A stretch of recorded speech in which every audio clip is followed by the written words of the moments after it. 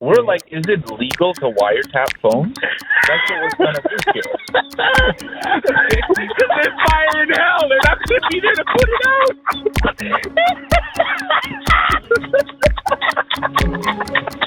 I'll tell you what. We're 5 episodes in. I can't let the firefighters go. We've been lied to, folks. All these calendars you see with them being fit and muscular, it's a lie. It's a scam. Those are actors and models. You tell them what the hell you saw at the... I go to get my lunch. 6 firefighters. They're in their fire marshal trucks. Show up. Yep. Fat. Okay, tummy's hanging. I'm like, these guys haven't done a workout since they were born. It's a bubble gut bonanza extravaganza. It ain't what I'm like, these guys haven't used an axe ever. I don't know why we're paying these morons. Okay, Dennis, listen to me. You know the saying, I don't know how you sleep at night. I don't know how the hell they can sit and eat lunch while the world burns. They're like, it's a social lunch. I'm like, Albert, like the smoke. It's like the red sun, man. Freaking Get up off. Go and fight some fires. And these guys are just la-di-da. Let me get my Ogopogo. Oh, let me just get my $500K a month because I'm the fire marshal. Come on, man. I'm tired of this, man. I'll tell you what. Okay, folks, let's switch to a different topic. Let's talk about when Dennis and I were assholes, okay? Dennis has a wife. His wife told him, hey, Dennis, I found a steal of a deal at the local homestead. Or whatever it was. What was it called? Not Home Depot. Where did we go? Jinx? Lowe's. Yes. Yeah. What was it called? Okay. All right. So first of all, it was some hardware store. Online, they had a stellar deal.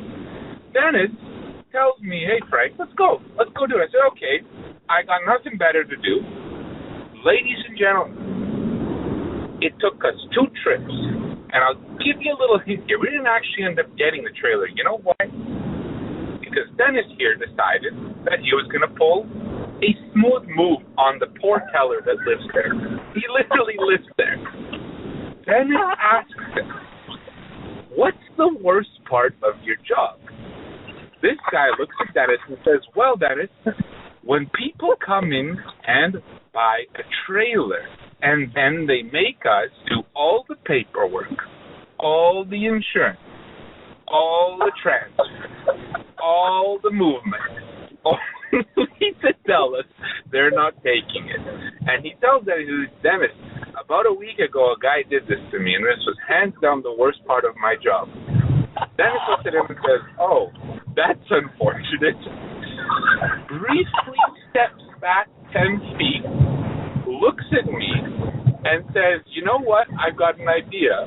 Walks back to the teller after the guy spent 2 business days trying to pick a trailer in his name and tells him, sorry, I'm not taking it.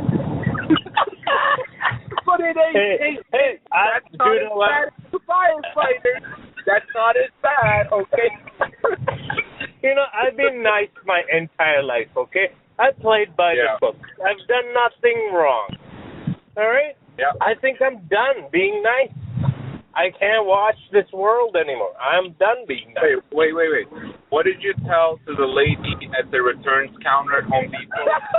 I go to return a garden fabric that goes under the soil to keep the weeds away. Yeah. I didn't use it. I got the wrong one, so I went back to Home Depot. It's in mint condition. I didn't open the pack. And the lady at the counter, I'm like, I'm ready to return it. She's like, is there anything wrong with this foot? And hand to God, I tell her, what do you think, lady? She's like, okay, I'm guessing you don't want this. I'm like, no, I don't. Why do you think you're returning? Like, obviously you're not going to return something that's broken to get a refund for it. Yeah, you're going to return it. It's a freaking fabric, man. It's not even a equipment. It's It's literally cloth at this point. How can it be broken? Like, what kind of question is that? I don't know, man. I really don't know what's going on with people in general. I don't understand it. Don't get me started, man. What line of work has been posting record-setting sales figures? You said it yourself. Remember you said? Groceries. Groceries. I go to the freaking grocery store, Choices Market. Why the hell are they charging you for even? I didn't even put anything in my cart. I stepped foot into the store. I was charged service fees. I'm at the checkout. She's like, "Oh, we switched away from plastic bags, so you're gonna have to get a grocery bag." I'm like, "Okay, grocery bag, cool. How much?" She's like, $5 for a damn grocery bag. I'm like, "Have you lost your mind?" And then this woman triple charges me for a bottle of water. If I didn't correct her, I would have overpaid for water. Then she tells me the refundable deposit on my glass is $2. Why are we being charged for everything up? And furthermore, why the hell is everything $100? I went into Canadian Tire to get a damn baby gate for the deck because my wife doesn't want to run after the kid anymore. $100. Why is it $100 every? I breathe on the gas pump. $100. 100 is the minimum right now, man. 100 is the minimum. No, and that's 5 hours of work. That's almost a full day of work. You gotta get a gate. You might as well build it, man. Like, we'll tell you why we're crunching numbers, because we have no money. All right, we work 4 different jobs, each of us, still have no money. Like, this is insane. Absolute insanity, I tell you, man. And everything's a minimum $100, and everything is charging you for stuff. Y'all go do your research. The straws ain't killing the stupid turtles. A straw is not going to kill a turtle. It's going to kill me sucking on it because it's made out of paper. It folds in half and I get a brain aneurysm. What's wrong with you people? It's like, you die, let the turtle live because your life is worthless. Dude, we've been trying to kill this earth for 6,000 years, okay? Oh, you think you can do this? I'm telling you, man. All we got is broken beds at this point. That's all we got. Hey, guess what? We because we're crunching numbers, everybody's around us is flexing on how much they're making an hour.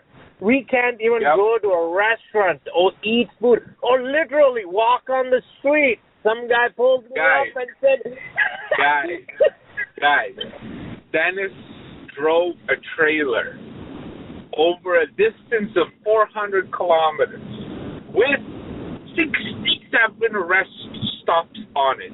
Guess what Dennis decided to do? So he decided to pull off to the side of the road where there was 67 construction signs that said, "Warning, high voltage, do not enter." He entered. This is what Dennis does. This is what I do. This is how we roll.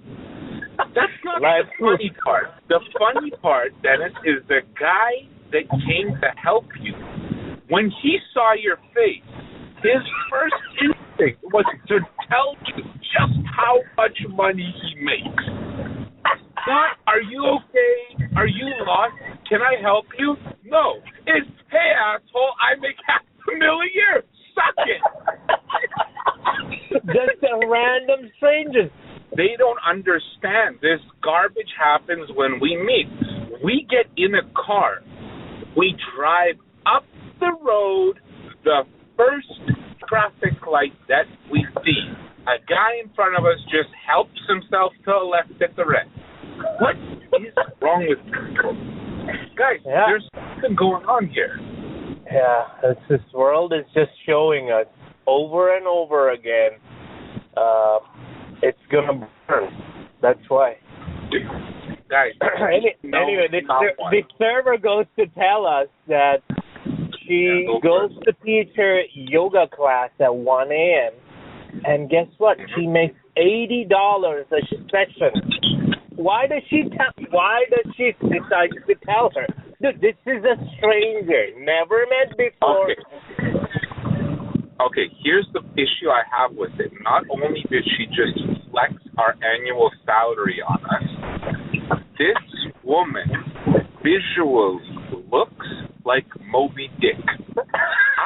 I don't know who's paying her $88 to watch her roll around on a mat. I can get that for free at SeaWorld. Okay, it ain't the same, folks. It's a different. Why does everyone feel the need to just flex on us about everything? I'm at work today, and the owner of the company comes and starts telling me about his private jet. I not. He tells me about his private jet. Wow. And his new sports car. And I'm sitting there thinking about how the hell can I lower my average meal cost from $8 a plate to $4.25.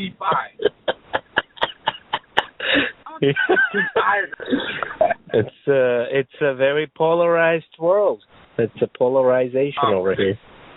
Guys, listen. Now, everyone has normal friends, right, Dennis? We asked them, are your friends good? Oh, we have amazing friends, right? Mm-hmm. You tell us, Dennis is renovating his house. Needs some landscaping work. Okay, shit. Two of us won't do the trick. We need a third. Mm-hmm. We call on, let's call him Croc Boy, okay? Sorry, Croc Pot. Okay, Croc Pot. We're like, listen, buddy, we're going to be doing outdoor work. It's going to be lots of shovels, lots of axes, lots of everything. He's like, okay, I love a workout. I'll be there in a jiffy. Guy, this guy shows up in Crocs, shorts, and the T-shirt. To a construction site. I look at him and I say, hey, you got some footwear? Nope. He's like, I got something better. He proceeds to engage four-wheel drive mode in his Crocs by pulling the little thong strap backwards. He gives us a solid 20 minutes of labor before almost keeling over of a heart attack from heat exhaustion and tells us he's done. Believe it or not, ladies and gentlemen, this guy's 20 minutes of heroic work actually ended up costing us 6 hours. We had to go and fix it back up. and I really think it was more of a therapy session for him at that point. Yeah, you know why? Because he has a really great marriage. That's why. Oh, that's right. We actually we called him Flipper. Okay. One day he comes after that session. Next time we asked him to come and help us, and he's like, "Oh, okay, yeah, I like a workout too." He comes over. He's like very proud. He's like, "Yeah, guys, hey, listen, yesterday night actually I flipped the couch." And Frank over is like, "Oh, that's amazing. You're what? You got a side hustle or something? You got a little marketplace scheme. You're making some money. We're like trying to talk. We're like, let's build each other up. What's this?" He sits down there. He's like, "Hey guys, yep, I flipped the couch this week." And I'm sitting there, and he's just talking about how he flipped the couch. And I'm like, 10, 15 minutes goes by, and I'm listening to him, and then I stop to think to myself, what's he going on about? I'm like, hey, man, congratulations. That's great to hear. And he looks at us, and he says, no, I literally flipped the couch. I'm like, this ain't the point of therapy. This is reverse therapy. You're here to feel better, and instead you're flipping couches, literally. He goes to tell that he had a big fight with his wife, and he literally came down and flipped the couch upside down. And he was so proud about it. His delivery is so dry, you actually thought he had flipped the couch for profit. We thought he was literally doing a business like on Marketplace, flipping couches. We sat there for 10 minutes with the assumption that everything was going great because he's making money now. No, folks. That guy literally flipped his couch out of rage. and the next time he comes over, I'm like, hey, Croc boy, did you flip any couches? That's my first comment. I'm like, hey, I didn't flip a couch. You flipped the couch, right? So I asked him. He took it for a second. Frank, tell him what he did. Okay, then this guy, he scheduled a meeting with us. And we were like, oh, it's been a long time. We haven't heard from Flippy. We've talked to him in person. Now, this guy is almost I don't know, he's midway through life. Yeah. Maybe more than that. He's more than the way through life. He has a midlife crisis. Let's just say that. So, at this point, I mean, Dennis and I, we don't really take offense to anything. You can say anything to us. We don't care. That's why we are the way we are. And we're sitting there with him at lunch, only for this guy to tell us about how we hurt his feelings and defended him. And we're sitting there and we're like, no wonder everybody hates you, because you get offended at everything. It's like a 5-year-old telling, hey, you guys offended my feelings. You know, you guys made fun about me flipping a couch. I'm like, dude, you flipped the couch. I didn't. All right? It's funny to us. That's why we talk about it. But no. Listen, if you're in your 60s and you're getting offended by things, you might be the problem. Because nobody around you can have a laugh with you. No one can have a good time with you. Yeah, when the guy laughs, it feels like he's dying out of breath because he doesn't even know how to laugh naturally. Yeah. I've never seen a more uncomfortable laugh in my life because the guy doesn't know how to laugh. I'm like, you guys, listen to me. Listen to me. We'll talk to the men for a second here. Let's be honest. As men, we're fundamentally useless. Okay? Like let's just put it. But there's some things that we're good at. But listen, if you have to put your partner through a dull marriage where you can't even have a sense of humor through life, your marriage is doomed. Okay? Yeah. It's very important to have humor. And guess what the wife does? She's a counselor, and her counseling meetings have shifted to 9 p.m. at night. Guess what's happening? That's that late night. The late night session. Late night clapping sessions. Who's meeting clients at 9 p.m.? Yeah, we call it mat work or floor work. It's grappling. It's the mixed martial art counseling. You guys, you're not listening. If we flip for this, he'd flip us. That's what would happen. Oh, his feelings gonna get hurt. And guess what she tells us last time they visited? Oh, you know, before we got married, we were doing this counseling session with each other, and we decided to take on a challenge before we got married.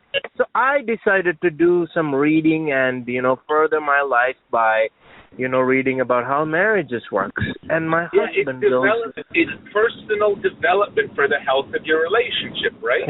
Yeah. And my husband decides to get into unicycling. He's learned how to ride a unicycle for a challenge. Listen to me.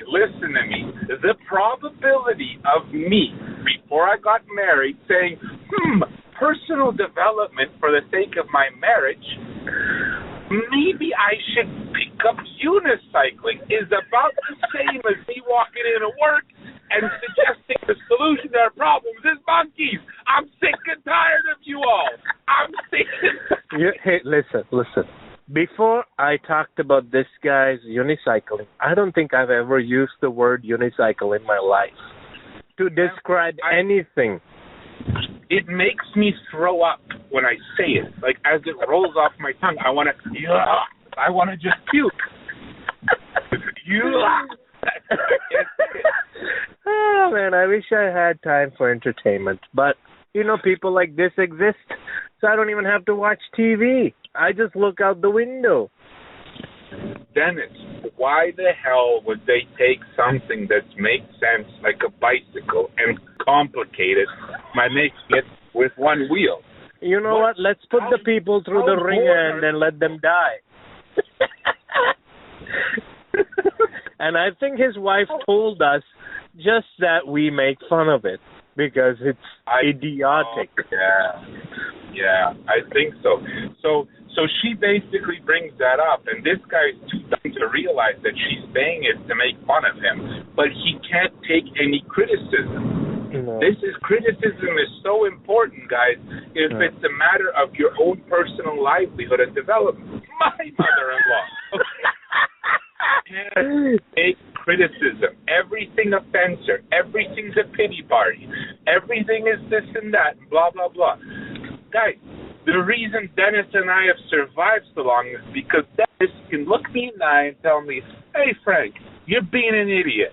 Do something about it. I say, oh, okay, Dennis, let's go. That's how it works.